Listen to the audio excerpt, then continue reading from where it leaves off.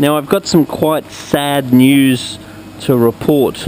I actually lost my white tip reef shark. Now since day one, she never really settled in all that well.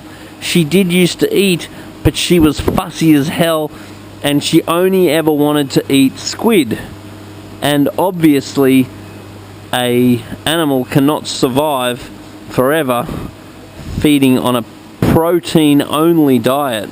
Now in the wild, if it had only eaten squid, it may not have been the end of the world, because the squid would have at least had various other foodstuffs in its digestive tract, therefore supplementing nutrients to the shark. So that is not the case when you feed a squid to a shark, because it's just really a fillet of squid, and it absolutely does not have adequate vitamins, minerals and nutrients to sustain the animal long term.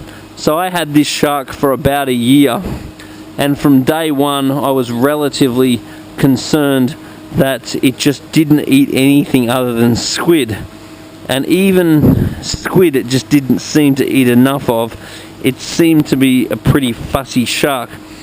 So what I started doing is getting spectrum pellets, basically pellets like these ones, and pushing them through the flesh, hoping that the shark would digest the pellet, because these sorts of pellets have got a lot of nutrients, vitamins, minerals, trace elements, all this other good stuff for the animal.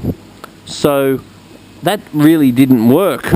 I tried stuffing wafers into the squid, I tried putting pellets into the bell of the squid, I tried putting small pellets through the flesh of the squid, and any time that I did that, she seemed to just spit the squid out and suck it in, and spit it out and suck it in, until she'd successfully managed to dislodge all of the pellets.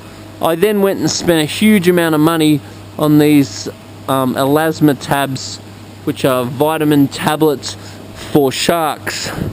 That was like $700 or some ridiculous amount of money for that little jar of shark pellets. Now I'm not worried about my black tip at all, because I can basically get those pellets, I can fill up the bell of the squid, and she will eat them in a flash. So I'm very confident that with her big fat belly, and with the amount of vitamin tablets that I'm easily able to get into this shark's diet, I'm not worried about this shark at all.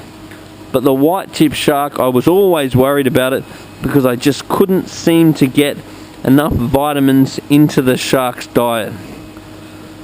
So anyway, I don't know what else I could have done, and it's not a lovely thing, but so we have it. It's really important to do your best for the animals you have, but unfortunately every now and then you just come across one that doesn't want to cooperate with you. Can't win them all, I guess. Anyway, if you've got any other tips for what else I could have done in this circumstance, definitely put a little note down the bottom.